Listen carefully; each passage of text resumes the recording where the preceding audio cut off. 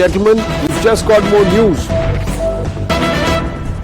In another incident of arson, 4 shops, eateries and scrap shops have been set afire in Sector 66 in Gurugram.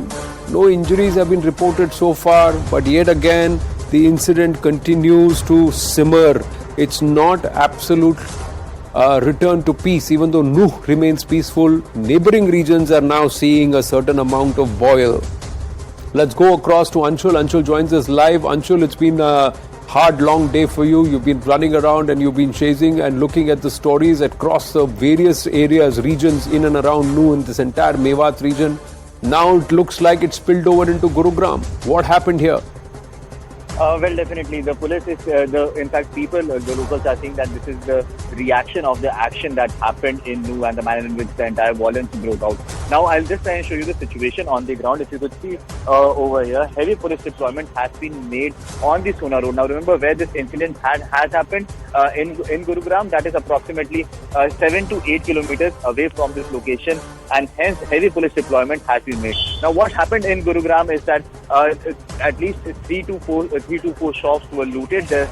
Things were thrown out in the open, and one scrap shop was set on fire by the protesters.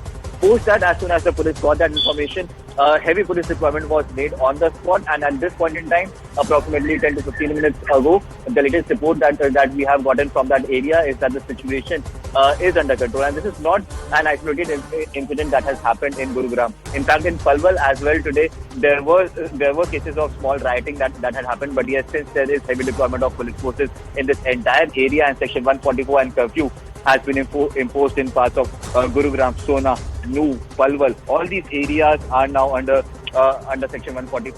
Under Section 144, and heavy curfew, strict curfew has been Right. imposed. So yes, not many people are being allowed to come out on the roads, and that is the reason why we are seeing these isolated incidents. But yes, the biggest challenge in front of the police and the administration is to make sure that there is peace that prevails and some sense prevails between both the communities, so that There is a big huddle of cops behind you, Anshul. Who are these people? Why is there such a big huddle of cops behind you?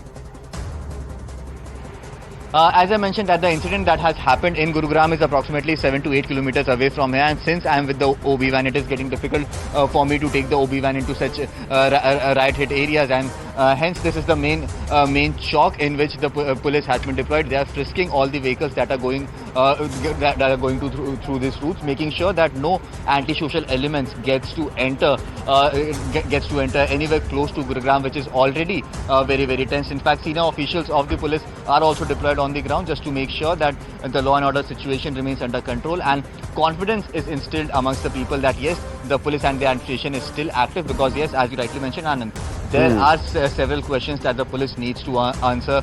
They haven't answered even a single question. The answer that we have been getting from all the police officials, from the IAS officers, from the district collectors, is that the main focus now is to make sure that peace is reinstated in all these riot hit places. Post that, they'll fix responsibility as to who was responsible, because remember, the SP of Nuh was on leave when this Shobha Yatra was being carried out, and as you rightly mentioned, that it was known to the police that situation could flare up, and even after that, how was the SP allowed to go on leave when such an incident was happening? This actually shows the laxity on the part of the administration as well as the local police.